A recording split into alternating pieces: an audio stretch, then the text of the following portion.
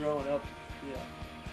So your dad was a big influence too for you. Yeah, Did he just play just the any music? exposure, just the subconscious exposure, like not even realizing it, and then getting older once you really get into music, and then you just appreciate it so much more. Did you take music in school? Never. Well, let's see.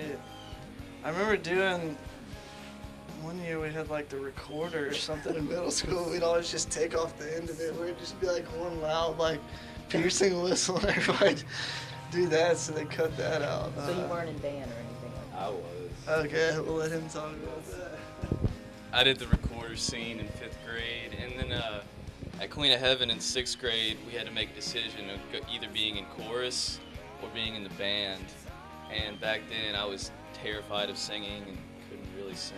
I mean, I still can't really sing that well, but so I decided to play trombone. And after Y'all can edit all of this out.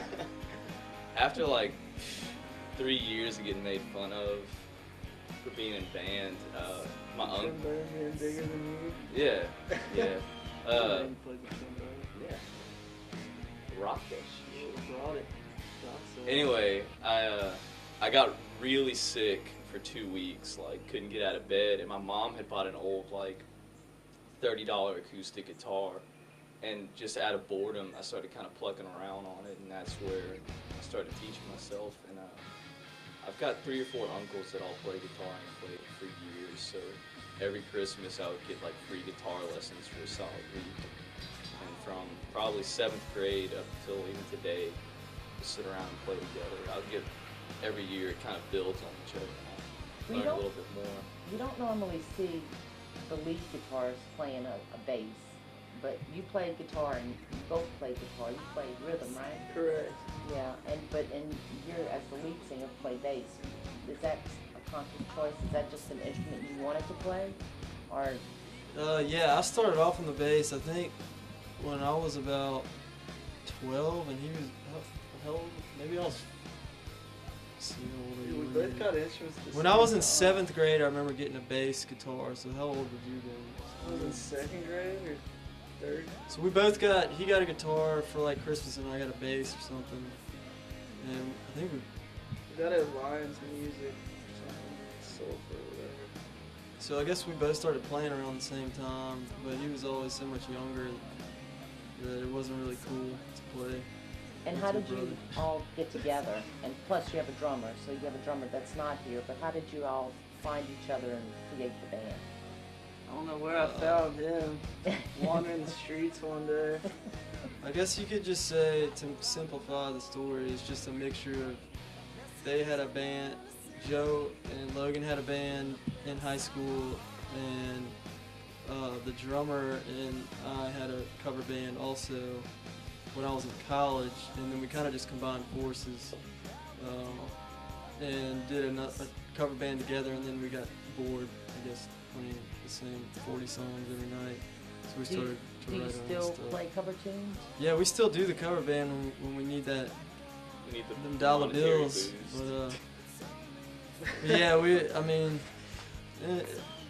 yeah, we're trying. I mean, we're trying to get to the point where we don't have to, do that for money. We can do our own thing. Just more. Yeah, we want to play the music that we love rather than play the music that other people want to dance to. Yeah. Can you think of anything? Yeah, y'all, being brothers, y'all were always supported by y'all parents, and how did they feel about it from when y'all started till now? Yeah, our dad has been like 100% supportive. I think my mom was a little weary because she's very old-fashioned, and she would I mean, so many people when they hear about rock and roll, they just automatically stereotypes. Sex, drugs. Okay, you're in this specific demographic. You smoke cigarettes, you do drugs, and you get high every day or whatever. But which isn't really the case. But a lot of people just rock and roll just has a bad name, I guess, and it's associated Say with it's a lot of bad name, things. it's But I mean, for a mom, I guess. Yeah. For a mom, it's scary because I don't want my little boy, staying out real late and smoking cigarettes Hey, and we're not that scary. Look. getting high. different now after they seen? But yeah. they heard some of y'all work. But yeah, over the time they've warmed up, or my mom has warmed up. But Man, I think they feel like it's just a matter of time, and so do we. So everything's fine now, and yeah, our dad, I think sometimes he's more excited than all of Yeah, us. I don't think we could found anybody more supportive. Yeah, he's been great. Everybody's been great. as far as the album, I'm guessing it'll be available sometime around June or July. And it'll definitely be available on cdbaby.com, iTunes, and probably directly from our MySpace page or our website, so researchturtles.com. And that's where you'll be able to find it.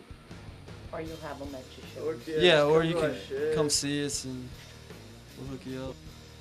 Yeah, we've been recording at Dockside Studio in Maurice, Louisiana. And I don't know, it's great. It's just got a lot of history. We were scared at first because we got here on a Sunday night. We walked up the stair. I was gonna say scare because we were pretty scared because it's old and kind of creepy. And there are actually 4 rooms up there, but we've only been in 2. And so yeah, it's been a little scary. We've gotten used to it though, but there's so much history here. Like, you know, B.B. King's recorded here. Who else? Gatemouth Brown. Gatemouth Brown. Don't know who that is, but that's a pretty cool sounding name. I don't know, like Scarlett Johansson's been here. That Scarlett Johansson gave the owner of Dockside a dog we've been playing with, Lincoln, and that's pretty cool. And yeah, the owners, it's Steve and his wife. I'm not sure. Steve Nails. Steve Nails and his wife. And they've just been the nicest people possible. Barbecue for Yeah, they even barbecued for us one night, and you know, every day they come check up on us and see how we're doing, and then it's just been a great experience. Yeah, I think the best part about this place is it's kind of way out, away from civilization. You know, you can't get cell phone service or anything like that, so it's real conducive to like a creative, environment. So it's just real nice just to wake up and just go down, walk down the studio and start recording. There's no distractions and hardly at all. So yeah, it's just really nice. And this is something you've been waiting for. You've been, writing all the music and everything, and finally you're in the studio. Yeah. So, are you ready? Yeah, I don't think the product's coming out. Well, just to kind of sum up like how our week's been, the first day was kind of crazy. I kind of had a meltdown because we only had a specific time that Justin Tockett, who's producing it, could be here, and we got off to kind of a rough start. We just had some tuning issues and just a lot of weird tiny things went wrong, and we kind of got behind schedule, but it kind of got progressively easier and easier now. You know, we're all relaxed and just adding the finishing touches on it right now, but we're really excited about it. I think it's going to sound great. The one thing I want to say is what's different about, we've been in the studio a few times before, but it's nice coming in the studio knowing you're going to make a full-length album.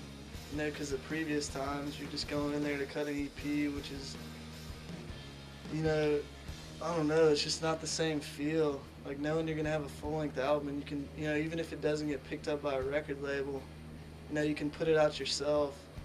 So, You don't feel like Logan. you don't feel like you're, I don't know, gypping people. Because we were trying to sell a 3-song demo for $5 at all our shows, and felt like it felt worth it to us. But on the buyer's end, 3 songs for $5, and buy an actual album. We just feel really good about this. We couldn't really ask to work with better people besides Steve and his wife, the owners. Like, Justin's one of the nicest, most creative guys we've worked with, and Corey, his assistant, is just awesome. And do you have a title for the album? Do you have a title? No, we don't have a title yet. We're still, I guess,